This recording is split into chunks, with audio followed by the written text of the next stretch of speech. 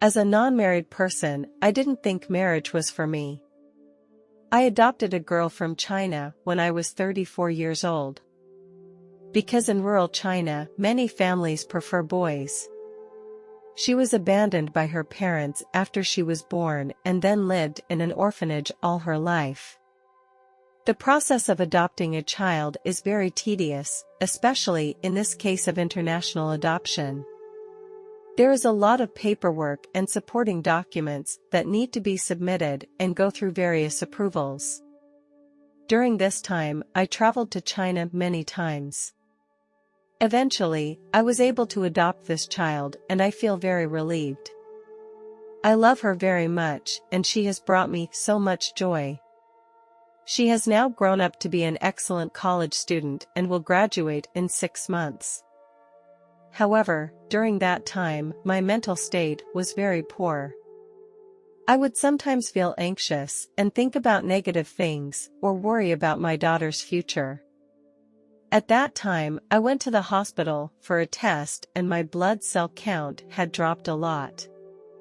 The doctor told me that I had to do dialysis treatment to sustain my life in this condition. At the same time, the doctor asked me if I had any other recent symptoms of discomfort. I told the doctor that I have had more periods in recent months. I didn't pay much attention to it before, and I thought it was just caused by staying up late and working overtime. After further examination by the doctor, it was found that the heavy periods were caused by fibroids. The doctor told me that if left untreated, it could lead to hemorrhage and threaten my life. The doctor recommended that I undergo immediate surgery to remove my uterus to avoid further deterioration of my condition. I was shocked and scared to hear this news. I never thought I would suffer from such a disease. When the doctor told me the date for the surgery, I wanted to postpone the surgery because I didn't want to miss my daughter's graduation ceremony. However, the doctor told me that if I did not have the surgery in time, the disease would become more serious. In preparation for the surgery, I needed to go to the hospital for a blood transfusion to ensure that the surgery would go smoothly. The blood transfusion process made me feel very uncomfortable. Although the surgery went well, the recovery process after the surgery was very painful and long. Every day, I took my medication and exercised regularly. Although I was tired from these procedures, I knew that it was a necessary step to recover my health. 2 months after the surgery, I was organizing my clients' information in the office. Suddenly, I felt the whole office spinning. The next thing I knew, I passed out on the office floor. When I woke up again, I found myself in the hospital. I felt a lot of pain at the surgical wound. The doctor told me that my wound was badly infected and that she didn't know what was happening, but that she would do everything she could to help me. I was wheeled into the operating room. I felt like my body was stopping working. Suddenly, I felt an indescribable sense of relief and the pain seemed to disappear in an instant. I could see the doctors and nurses going about their business and seemed to be doing something for me. I could hear the nurses discussing, and they said that my condition was very serious. I could feel their worry and concern, but I was unable to respond in any way. Suddenly, I saw a figure appear in my field of vision with beautiful wings and an aura of warmth and love. I realized that this was my guardian angel. He told me that he was always by my side, watching over me. In his company, I felt a peace and calm that I had never felt before. Curious, I asked the angel, "Am I dead? What will happen next?" The angel replied, "I will take you to a place where you will get the answers you want." I then asked the angel, "Can I see my dead father?" The angel replied, "You can see him if you want." The angel took me into a bright space. Here I felt love and peace, a feeling I had never experienced before. I heard wonderful music and enjoyed the beautiful scenery. The angel told me that I was free to explore this place without any time limit. It was a harmonious world, free of pain and worries. Suddenly, I felt myself going backwards uncontrollably. I was back in my body and the pain was once again upon me. The sounds in the hospital became clear again and I heard the doctors and nurses communicating continuously. After a while, my consciousness began to blur again. I was back with the angels again. During these 3 days, I traveled between the two worlds many times. This experience was a very amazing one for me. When I was with the angel, I felt like a glowing star. This light is fluid and creates a wonderful connection with the angels. I learned a lot about the true meaning of life here. Each of us has an inherent love, which is our innate nature. However, due to various challenges and difficulties in life, we can lose this love or bury it deep inside. The angel told me that my mission is to keep finding and transmitting the love within, to help those who have lost it. He also told me that we can choose different ways to achieve this mission, but the end goal is all the same. We are all equal, and that is the meaning of our existence. Then, the angel took me to a beautiful garden. There, I saw my father. We slowly walked toward each other and I could feel his warmth and care. When my father was not yet dead, I did not have a good relationship with him. While he was still alive, I felt very frustrated and disappointed. I always hoped to repair our relationship, but I was never able to do so. However, when I met my father in heaven, all the misunderstandings disappeared. Communication between us became very clear and there were no barriers. My father told me that he had always loved me deeply, but did not know how to express it. He went on to explain that he had had a very difficult time and that it had made him act coldly. He was sorry that he had caused me to be hurt. We expressed our apologies to each other and it helped to resolve the misunderstanding between us. We felt very blessed that we had the opportunity to repair our relationship in heaven. We talked for a long time here. I told my father that I had always felt that marriage was a hassle and that I would rather focus on my career. My father told me his opinion. He told me that he appreciated my spirit of pursuing my dreams, but also emphasized the importance of relationships. He didn't want me to give up on love. He continued, "At the same time, I understand where you are coming from. Everyone has their own path to follow, and as long as you feel happy and content, that's the right thing to do." I was touched by these words. Finally, my father said to me, "I know you are a good mother. Your daughter is waiting for you to go back. Now, it is time to go back." I asked the angel next to me, "Can I go back?" The angel said, "It's up to you to decide, stay or go back to your daughter. I know my child needs me. If I stay, she will lose the only family she has. That is something I don't want to see. I can't leave her irresponsibly like that. I know that one day I will return here again, but for now, I choose to return to Earth and continue my life." After saying goodbye to my father, the angel gently held my hand. Then, we began our descent downward, leaving this beautiful paradise. I felt a little lost, but I knew it was the right choice. With the help of the angels, I began to gradually integrate into my body. I felt my body become heavy, and my breathing became stronger. When I opened my eyes, I found myself lying in a hospital bed. The doctors and nurses were gathered around me, and they all looked happy. They told me that my health was much better, which was a great relief. The doctor told me that my appendix had burst 3 days ago, but fortunately the infection had not spread throughout my body. He used the word miracle to describe my condition. If I had come a few hours later, the outcome could have been completely different. After this incident, I was acutely aware of how fragile life is. I stopped wasting time on trivial things and focused on more important things, such as my family and friends. At my last medical checkup, I told my doctor about the experience. Her expression became stony. She told me that during those 3 days, they had been doing everything they could to treat me. But they were not sure if I would survive. She believed there were angels who were helping me. I got divorced at the age of 35 and I live with my 11-year-old son.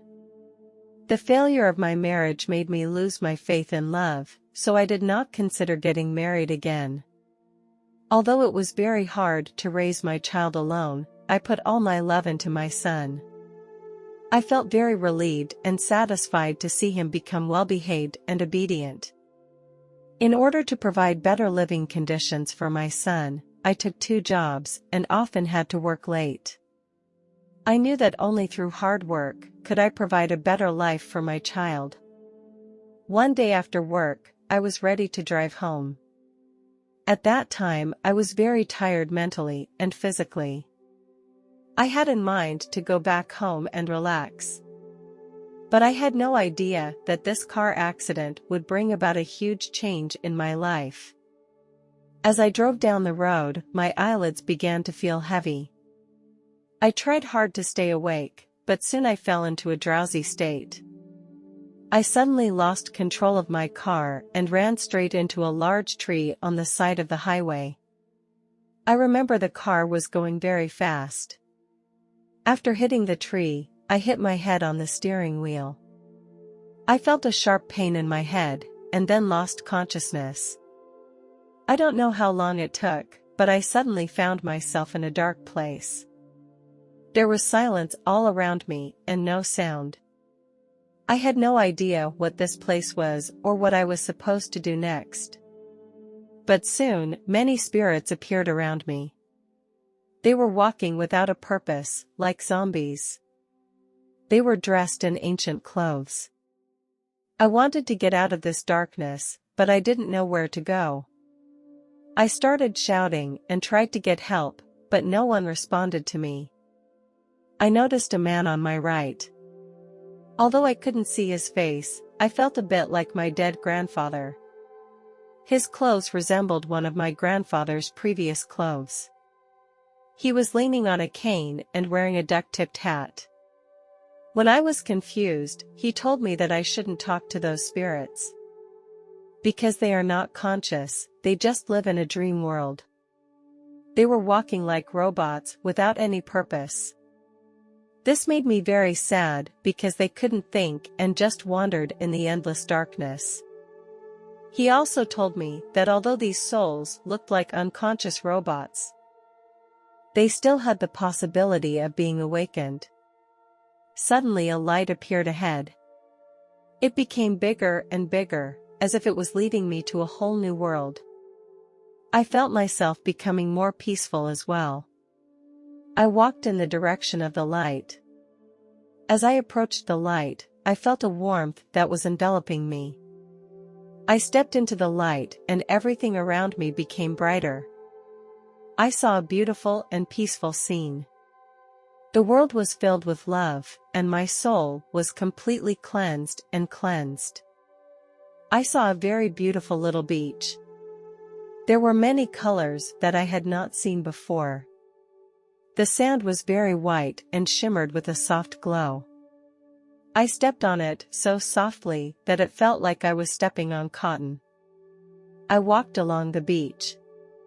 The sea breeze blew on my face and I could smell the fresh air. The waves lapped against the shore and made a crisp sound, which made me feel very relaxed. I also saw some peculiar animals. They were running freely on the beach and seemed to welcome me. I walked along the coastline for a while and saw a beautiful garden.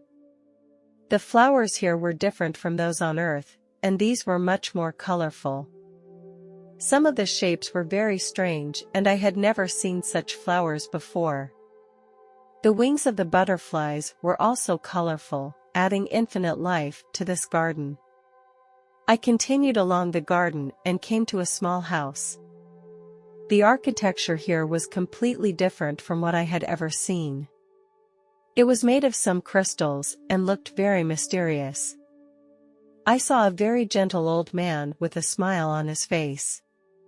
He greeted me and then invited me to enter his house. The inside of the house was very spacious and comfortable. I saw a very beautiful painting hanging on the wall. The old man told me that he had painted this picture himself. He likes to use his brush to express his understanding and feelings about the world. I talked with the old man for a long time and he told me many things that I had never heard before. He told me that this world has not only everything on earth, but also more mysterious and beautiful things. I can find the answer if I feel it with my heart.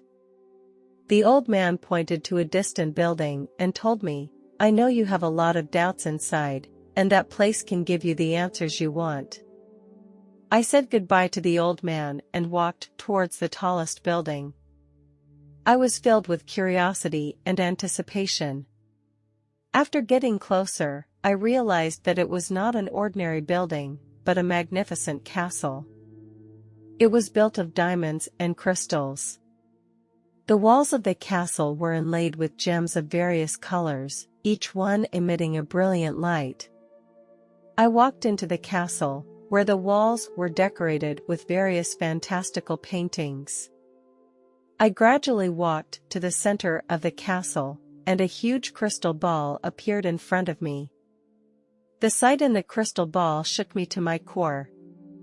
A slice of my life was playing on it. At first it played very quickly, and then it was slower. Some of them were things I had completely forgotten about. It felt like watching one of my own movies. Some of the memories brought me joy, while others made me feel remorse. All of this has helped me to understand myself better. Here, I am not judged or punished by God or anyone else. Instead, I need to judge myself, which is a form of self-reflection and upliftment. I realized that I had wasted a lot of time on earth. I realized that the meaning of life is not just to find my own happiness, but to contribute more to others. Suddenly, many people dressed in white robes appeared before my eyes. I saw a group of people in white robes approaching me. They carried an air of holiness. There was nothing ornate about them, but they gave me an elegant and dignified feeling. The one in the forefront had a more dazzling glow around him. His robe was more beautiful than the others. I noticed that he had a golden cross hanging on his chest, and around the cross was a shining circle. I knew this man was Jesus. At the end of the procession was my dead father, who was also wearing a white robe. I was happy to see my father here, but also felt a little confused. I asked him, "Father, why are you here? Have you been living here since you died?" My father replied, "Yes, son. This is our real home and the last place for all of us." I was surprised to hear that, because I had always thought of death as an end, but now it didn't seem that way. My father then said to me, "Your time has not yet come, you must go back, your son still needs your care. But don't worry, we will always be by your side to watch over you."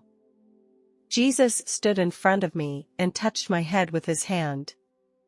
He said to me, "Don't worry, I know what you are going through. I know your marriage is not happy and it is very hard to take care of your son alone. I promise everything will be fine. Remember, you are never alone, and I and others will always be there for you." Then Jesus showed me some images. My son and I live in a beautiful town. We live in our own house, which is a beautiful little cottage. I saw that my son had grown up a lot and become very smart. His smile was very similar to my father's, and it touched me very much. Suddenly, a man came out of the room. He was wearing a white shirt and jeans, and he looked very confident.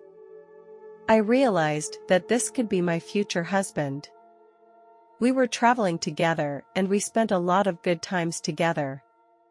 He was always patient and took care of me and my son. I also saw another image.